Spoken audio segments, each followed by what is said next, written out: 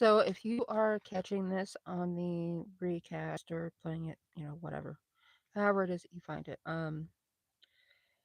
did not make my 11 o'clock time, but here we are. And we're going to do, I believe, about half an hour of the Midnight Oracle and then maybe half an hour of the tarot cards. So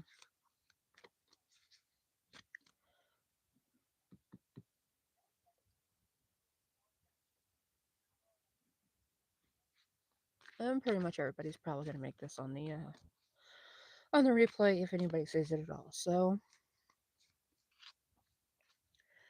here we go. This is also kind of a test for before the weekend, and this is Thursday right now, so we're gonna see. But whenever you see this, it'll be for you. Whenever you choose to watch it, Guardian of Grace. What are you doing right now to protect yourself, protect your sense of peace? Is your sense of peace something that you're prioritizing, or do other things keep getting in the way? You may also be having someone around you that is helping you to maintain your sanity. If there is anybody around you that's taking things off of your plate and helping your day go a little bit smoother, this would be a fantastic time to acknowledge them and acknowledge the role that they have in your life. So, with the Abyssal Whisperer, is your dark side trying to tell you something? Is it almost like you have a little devil on your shoulder and you're doing your best to ignore it? What about this is something that you don't want to hear? Why don't you want to hear it? Why don't you want to hear it? And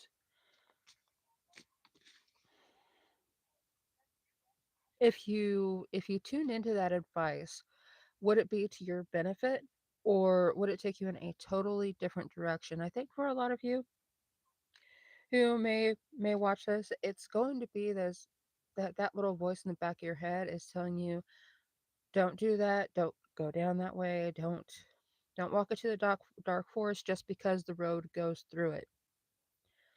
There's another path that you are tempted to go down, and for some reason you think it's not the good choice. You think it's not the appropriate choice for where it is that you want to go. However, it's time for you to start asking the question, why? Why is that something that you're averting yourself from, even though it seems still to you, to your subconscious, to your you're putting it in your periphery for a reason. It's possible that it's a choice for you for a reason, and it may be the better choice for what it is that you want to do in the long run. So, with the Titan, are you dealing with someone larger in life, or have you just made them out to be bigger than they are? Have you made problems out to be bigger than they are? And in the same kind of moment, are you making yourself smaller so you don't have to tackle this? Um, because a lot of times I think that is what we do. We will pick a problem that we may be able to deal with or avoid altogether and make it the thing that's wrong. Make it the thing that we can't conquer because a part of us is always saying that, well, I know I can deal with that. So it's not a problem. I know I can deal with it. It's there. I know where it's at. It has all these big signs pointing towards it. And I know I can deal with it because that is clearly labeled a problem. Are you distracting yourself from some other things that you don't want to deal with? You don't want to identify them. You don't want to label them. Because all these buildings down here are pointing up to the Titan. There's a lot more problems down here than there's going to be with this unless the Titan falls. Is it possible that there is a bigger problem that if you solve it, everything else underneath of it is going to collapse? Maybe that's not such a bad thing. Maybe allowing this big issue to become the forefront in our lives is going to allow us to totally eliminate a bunch of smaller problems. The Harbinger, are you the bad guy in somebody else's story? Is somebody the bad guy in yours? Why? Is it like you're playing a character and you're in a story and everybody is supposed to have a role? Is this someone who you just don't have a label for? You don't know where to place them, so they must be the bad guy. They must be the bad guy because a lot of us, a lot of us do have kind of villains in our story that we don't feel safe to acknowledge who the villain is. What kind of detriment someone may be causing us in our day to day lives, in our formative years, and it's easier to say that the enemy is outside rather than looking at the enemy within the walls. This is also a call to, if you're dealing with anybody in your periphery that is considered the black sheep, maybe you're considered the black sheep. Are you aware of why? Have you tried to understand all sides of that story? It's quite possible that the black sheep is called the black sheep because they had the audacity to stand up for themselves. They were treated as an adult, as a young child, and expected to have these opinions. And then whenever another source is there saying, "Why are you letting that child have this opinion? Why are they saying these kinds of things?" And then it's a problem because that child is being noticed and recognized as an adult, and other adults are wondering, are we supposed to respect these opinions? Are we supposed to take them as truth? Always look at as many pertinent sides as possible whenever you're dealing with someone who may just be bringing you the truth rather than bringing you bad news all the time. The truth doesn't have to be negative, it doesn't have to be positive, but it could easily it could easily take some options out of the running if you're honest with yourself. The root of creation. So, why did you start something? Why did you start off on a journey? Why did you start out to learn about something, learn a language? Language is coming up strongly here. What did you want to do with this knowledge?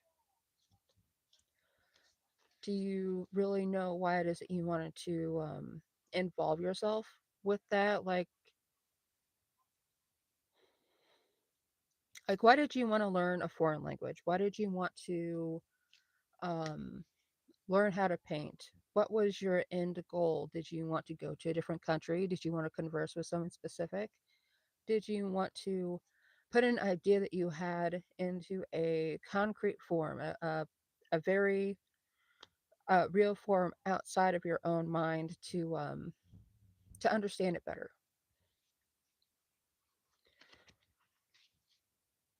You may also be called to look at the root of a relationship. When you start out in any relationship, it doesn't have to be romantic, it doesn't have to be parental or anything specific, but are you getting out of it what you wanted to? Is the other person getting what they wanted to out of it? And are you both on the same page? Because this is 33. And with 33, it is a master number. There with 11 and 11, 33, 44. It doesn't have to be a life path number, but anywhere that you encounter it in life. Um, if you are a 33 life path, it does break down to a 6. So home, family, relationships. What are the um, beginnings other relationships that you're involved in? And what are some that you would like to be involved in the future? Veil of despair. Okay. Does something just look bad? Is there is there something beautiful underneath this veil of despair? It's almost as though this is the kind of the goth aesthetic kind of a thing, right? And if you're into art and you're familiar with the gothic aesthetic and gothic art and music and everything, it's well, you know what I'm talking about. But um,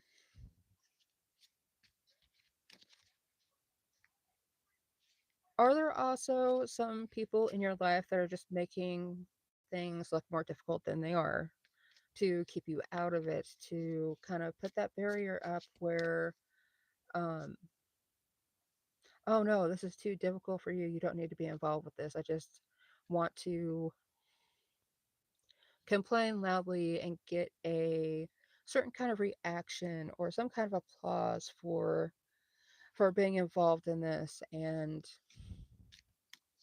maybe their life isn't as difficult as they make it out to be.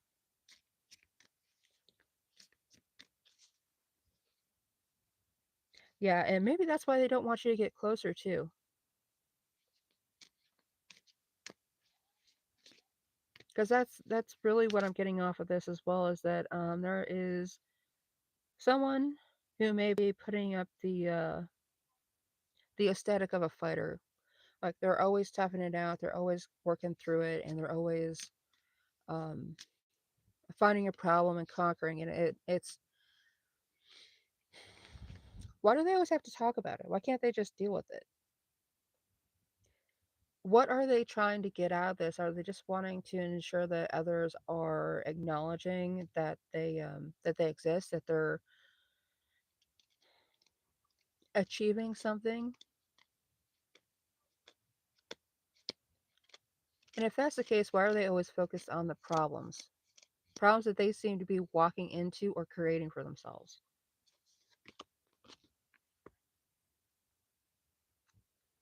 I'm gonna come back to this for a second because with the veil of despair, is it someone who only talks about problems? Do they have nothing else to converse about? Do they have nothing else in their life that they can talk about? Because if you do have that many problems, wouldn't you want to break from that?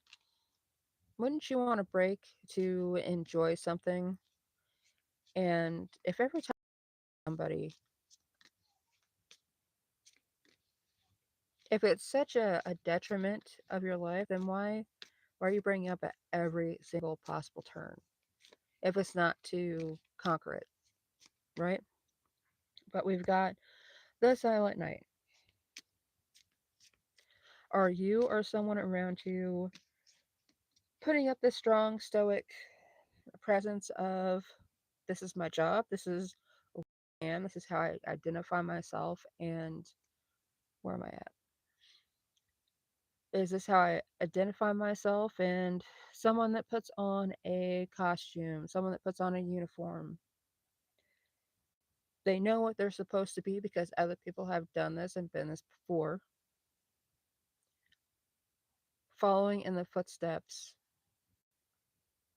understanding what it is that needs to be done because there's a certain rhyme, a certain rhythm to what they're supposed to do. Very scheduled kind of a life this person leads, but it's also to the point where it's almost a form level kind of existence. Like everything that they're going to encounter is already on the list. It's on like a drop down menu. And they have a list of choices to choose from on how to react to it. And anything outside of that may not be something that they're prepared to or willing to deal with.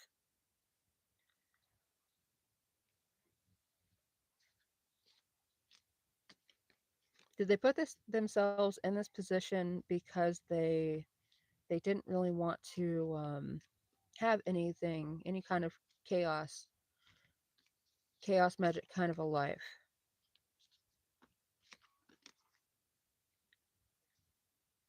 where everything is new and exciting because you've never dealt with it before in that context. Um, Now there is a detriment to the chaos kind of lifestyle. It's like you can see the same thing over and over again and deal with the same thing over and over again. And because you want it to be a singular little packaged bubble of energy and consequences, it's almost difficult to learn lessons from those situations and apply them to similar situations.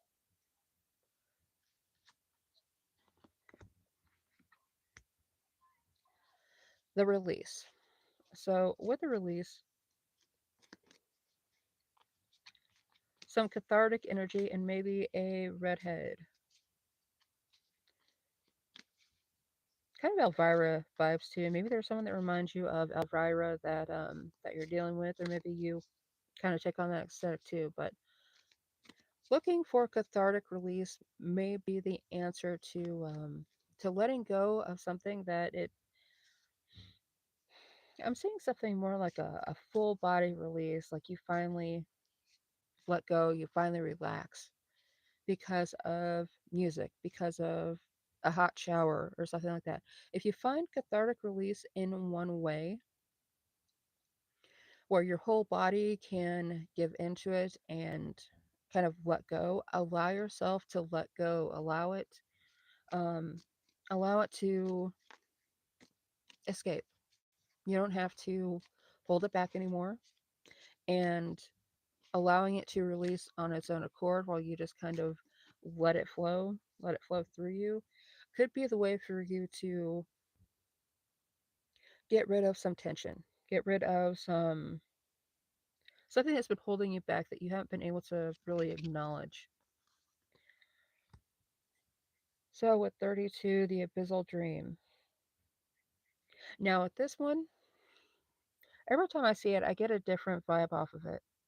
And right now, this is almost a dream where you wanted to start a business. You wanted to start a business. You wanted it to work out this way. You had a plan, you had a checklist, you had resources, you had people, and then it's like, I'm in hell. I'm in hell because it's never ending. And even whenever I have all the work done, even whenever um, everything's checked off the list, it's like things keep getting added to the bottom of the list. And it may be time to outsource some of those problems if you can. How many of these things are things that other people should already be doing? Um, this goes with family too. If you have the dream of starting a family and having kids and having a parent, are you the only parent that's really managing everything? Is there a way that the other person can help things work a lot better and not have to ask you so many questions? Um, yeah, I always think of a dream that's kind of become a nightmare, but you still are looking at it like it's a dream and you ask for this, but that emotion is right there. It's there's a reason why she's blue around her eyes and everything, right? You know, the emotion and how you're feeling is very much on your face. It's like being kind of unable to hide your emotion, regardless of what may be coming out of your mouth. Your face tells a story and tells the opinion that you really have. So, and this flipped over in the middle of the deck. What is someone trying to hide then? They're trying to hide it, but they're not doing a very good job of it. With the Throned Redemption, or Thorned Redemption, I'm sorry. Thorned Redemption. Are you being exonerated? Are you being exonerated? But there, it still comes with a price. Um, It's like going to jail for a very public crime and then getting exonerated, getting released, getting told that nope, actually you are innocent. I'm sorry. We made a mistake and now you're out, but everybody or the majority of the public seem to still see you as this person, and it doesn't matter how much you may tell them, yeah, I was exonerated, they proved me innocent. Yeah, but they proved you guilty first, so why were they able to do that if you're so innocent? And um any other slew of things. This could also be like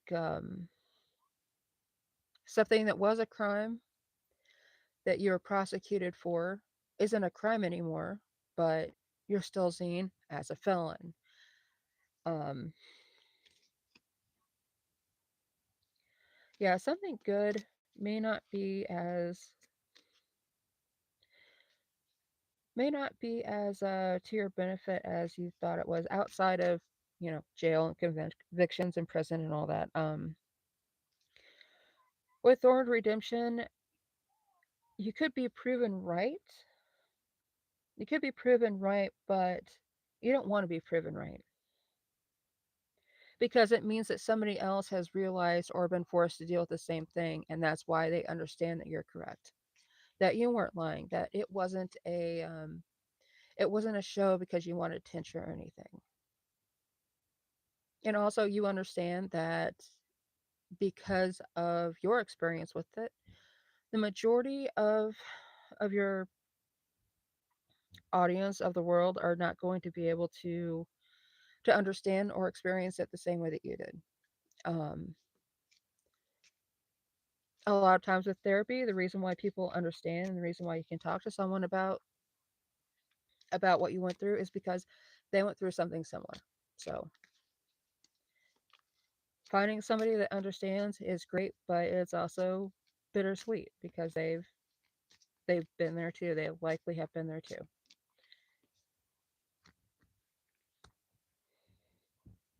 And you can't do anything to fix it for either of you other than try to understand and move on. With the eternal bloom, something keeps coming back around. Now I get this in readings every once in a while for dailies. And with the eternal bloom, it is an 8 card. So something keeps coming back around over and over again.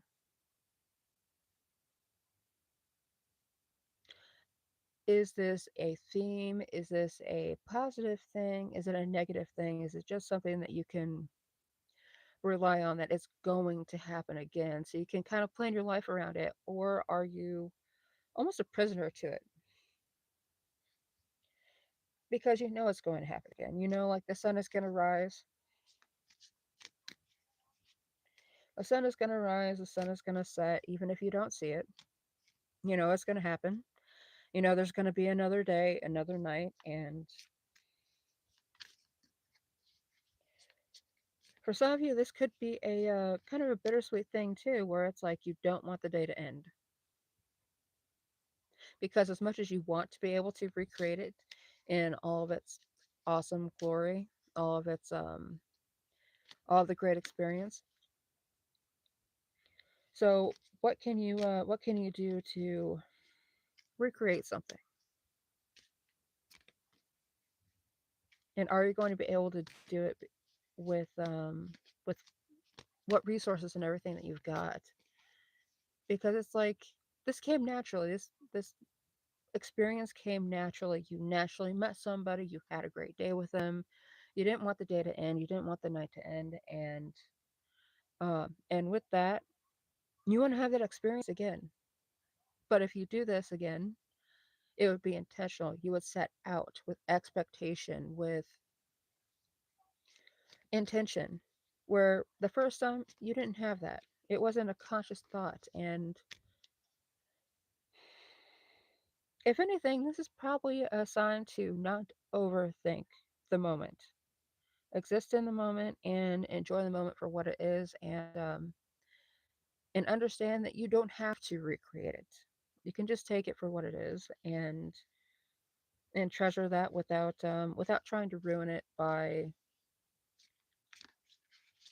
by trying to manufacture it. The bloom of mortality. So, what has come up lately that has made you realize something's going to end? Now, I we've all had our own life experiences and everything, right? And I grew up with a lot of old people. Oh, I'm gonna die any day. Oh, this is gonna happen. That's gonna happen. It's like, you know what? Everyone could die any day. So why are you? Said person ended up living another 26 years, by the way. Um, so it's anybody could die any day at any moment, and it's not necessarily a manufactured kind of a experience. It's not always something that we have a choice over. So, looking at the bloom of mortality, it is a 13, but it breaks down to a 4, right? So, the end of something, knowing that something is going to end, it could allow you to plan for the foundation of the next beginning. Don't lose sight that something's going to end and other things will happen after that. You have other chances, other experiences to have other than those that are coming to an end. And it's not always a bad thing. It's not always a good thing. I hate to say it because I hate it whenever I hear it a lot of times, but and then I just totally lost my train of thought. So there we go. Bloom immortality. um, other things exist. Yeah, you end a relationship, most likely you'll end up being in another. And that's there's nothing wrong with that. You can understand and learn from relationships and experiences and utilize that to become who you're going to be tomorrow. Crimson Sentinel. So is he like Deadpool? Is he wearing red so you don't see him bleed? Is he wearing somebody else's colors? Has he been hired and he could easily take off these colors and put on the colors of somebody else? The intentions of somebody else, the desires of somebody else.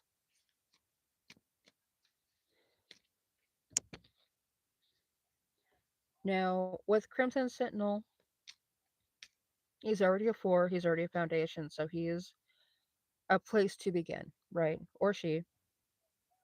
And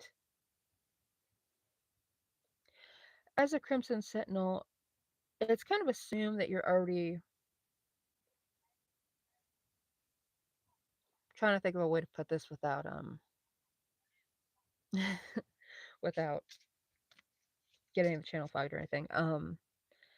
Is he already covered in blood or of his enemy, of an opponent, of a friend? What has he been through? And do you need to ask the right question in order to get the answer? This is someone who's not going to give the answer lightly. They have stories, they have experience, they have knowledge, and it's easy to see this guy as a knight, right? As like one of the knights from Terra, which I'm going to switch over to here in a minute. Um, actually, after him, but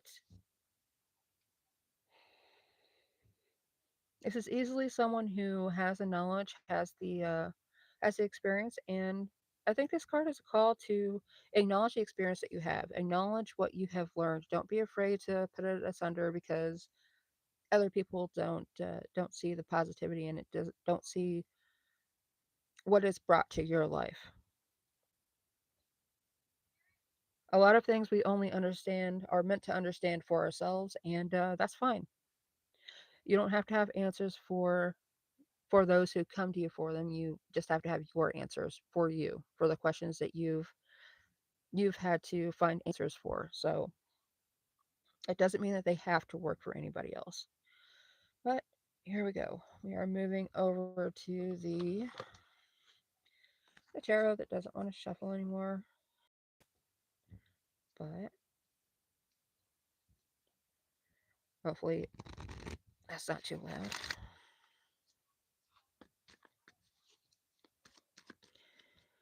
And everything is kind of cramped here, so.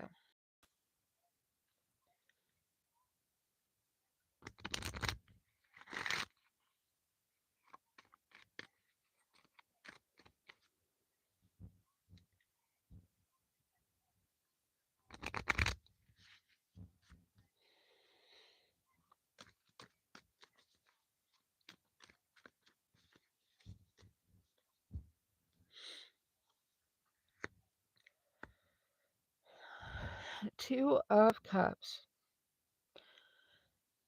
So, understanding yourself and how you love yourself may cause disharmony in a relationship. Are you taking time for yourself? Are you causing an imbalance by doing that? Why is self care an issue for you or an issue for that which you've partnered with?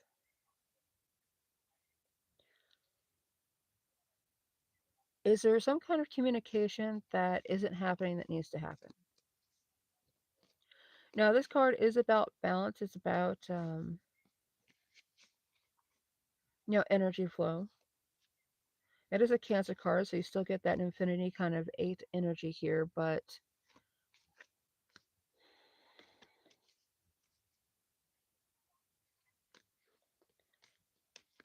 there's a dam in the way. Energy is not flowing the way that it normally would or should.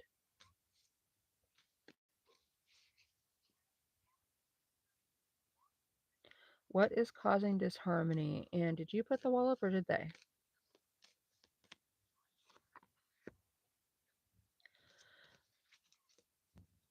Okay, since those first two were in reverse, I just turned the entire deck, and we're going to see if that's going to eliminate some of those reversals. A lack of commitment, so that could be what's causing this. Greediness, laziness, procrastination, learn from failure. I don't think there's any learning from failure that's going on here. Um, because you're not committing, or someone's not committed to learning from their mistakes. If you're only paying the interest on a loan or on a bill, you're not paying the bill because this money keeps being given to the past. It's like all new money is headed to the past, and you can't save if you're constantly paying for bills. And I trust me, I understand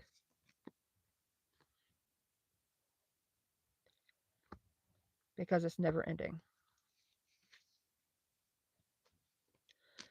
It may be time with the Page of Pentacles to file bankruptcy. Just because I'm seeing this in the reverse, it may be time to make a final payment or pay something off and let it go, so it's not a burden anymore. So you don't have to keep looking at the past, looking at something that most likely should have been done and over with. Now, this is easily a relationship. It's easily a bill, because you have a relationship with your money. Stop giving to the past and start investing in the future. That's really kind of the big message with this card, the Page of Pentacles, because it's in the reverse. Stop giving your energy to the past. And then we've got the Death card. Endings and beginnings. All endings lead to you have an open slot on your calendar. You have space in your life. So what are you going to do with it? Did you have plans? Is somebody going to make that decision for you if you don't put something there? If you don't start using your time and energy, a lot of times other people will come in and decide, well, that's great. You're out of work for a while, right? You just got fired and you're free for the next week, right? Because you're just looking for a job. If you come and help me move, I'll give you $200. Wouldn't it be nice if everybody gave you $200 whenever you help them move? Um, I've never heard of anybody getting that, but is it going to be an endless stream of, well, you're not doing anything, so you can do this for me? Don't allow your period of transition to become somebody else's period of opportunity. That's the biggest message of this right now.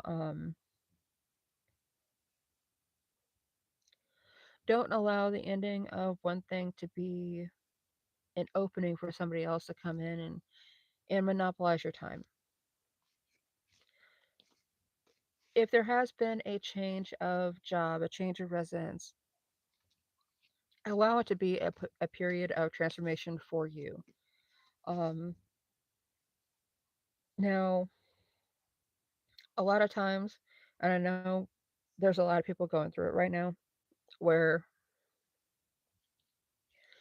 they're used to having other people tell them what to do because you're at work.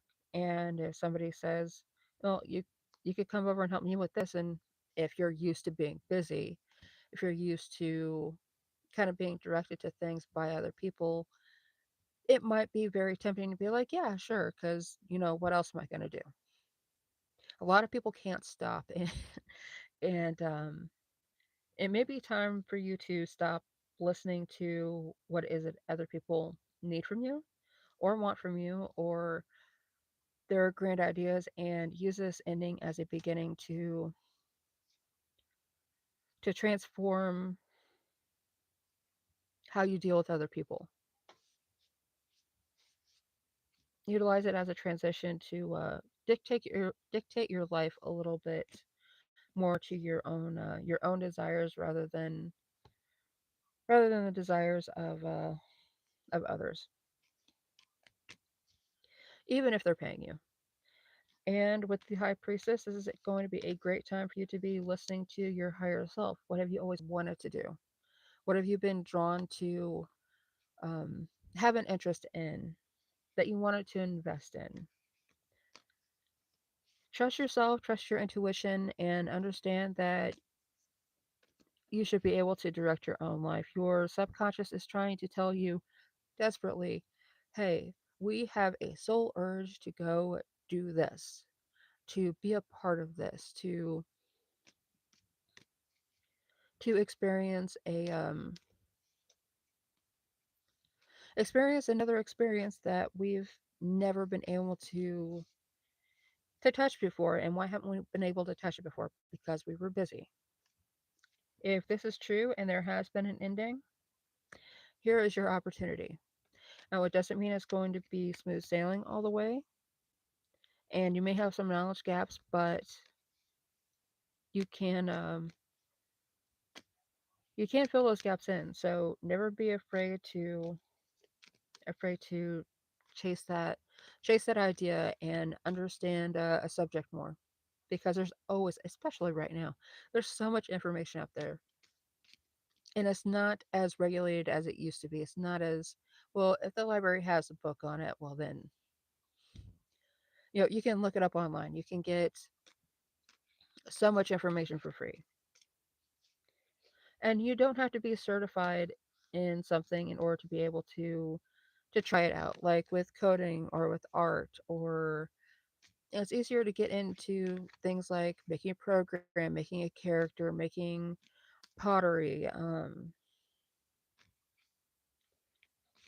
learning a new subject, learning history, and understand that whenever you get information from somebody else, it's not a end all be all. It's just their perspective and how they do things. So we have the strength card. With the strength card in reverse, you don't have to show everybody what you're doing. Your strength isn't going to come from showing off and making sure others understand what it is that you're doing and why you're doing it. Explaining explaining to others and trying to make sure that you're understood is going to get in your way right now. And there's nothing wrong with being able to understand that. It's It's it's like you want to learn how to play guitar, right? So you have the guitar for 5 minutes, and other people are like, "Play me a song." It's like, "I just got the guitar. I don't know how to play." Oh, well, then why did you get a guitar then? To learn how to play guitar. Um, because if you do open up to people, and if you do play something, they're gonna look at you like, "No, I thought you knew how to play."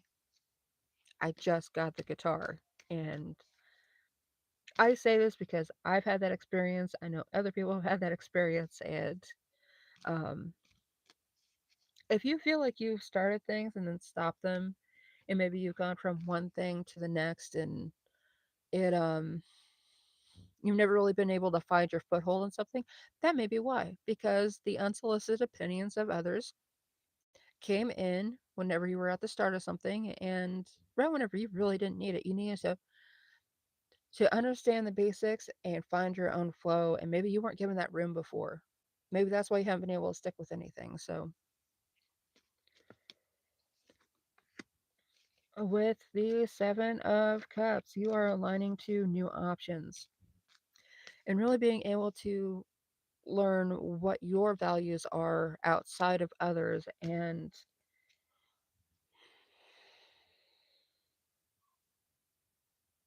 it's fine to have a lack of purpose.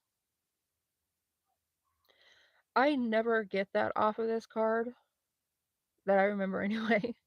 And it's fine to have a lack of purpose. You can just lean into the fantasy aspect of something and feel it. Feel it out for a minute. Feel it out for, shits and giggles. You can allow yourself to be confused and understand how you feel.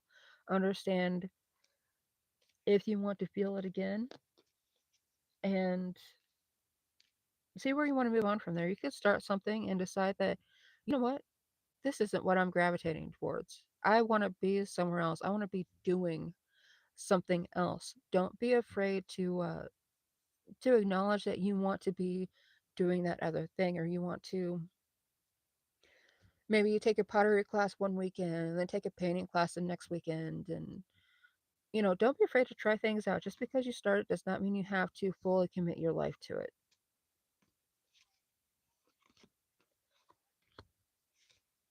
And it may end up helping you find your purpose.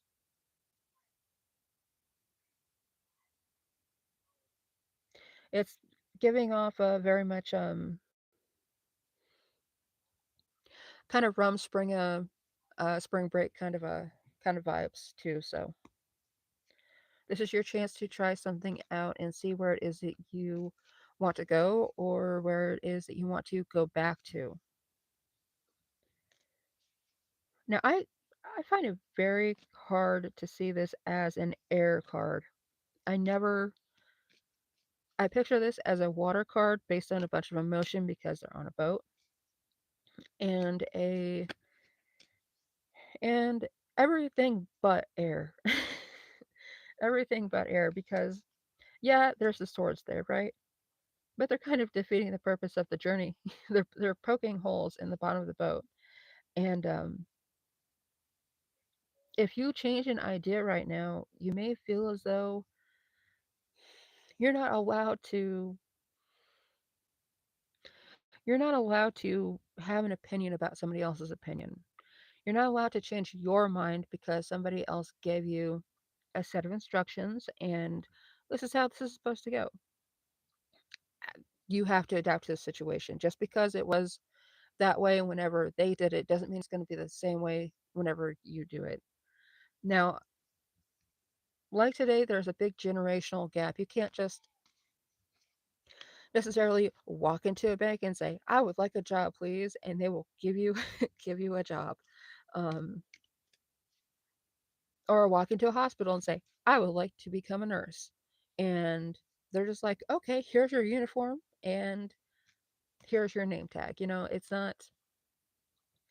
not like that. You have to go to class now. There's OSHA, there's all these rules and regulations and education, which is for everybody's safety, but also a big money grab, but I'm not going to go into that. But yeah, I mean, it comes off as an earth card because that's a big stick, right? It's a really big stick. He's trying to move things forward, but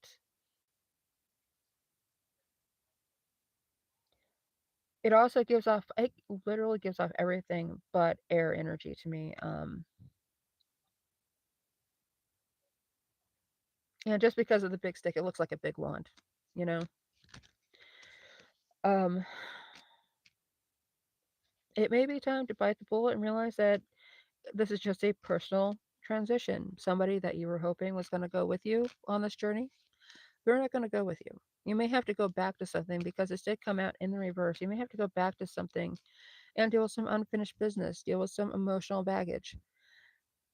And it's most likely that these people that you were hoping were going to come with you, or these relationships, they're not going to be there to support you because they were not a part of that. They don't know how to be a part of that. And they're going to be focused on trying to figure out more about where do they fit in this rather than necessarily being a support system.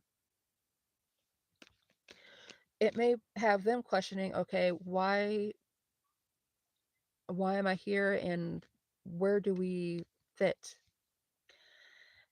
in your life? Because going into this, it seems like they're a family.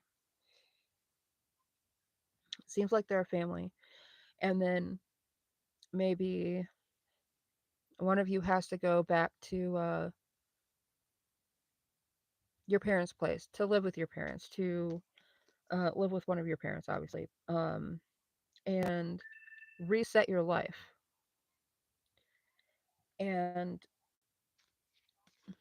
my phone is now about to die, so I'm going to get off of here. But thank you guys for tuning in if you did. And I am going to try and do this every day from now on, but we'll see how that works out. And I don't have a schedule or anything yet. So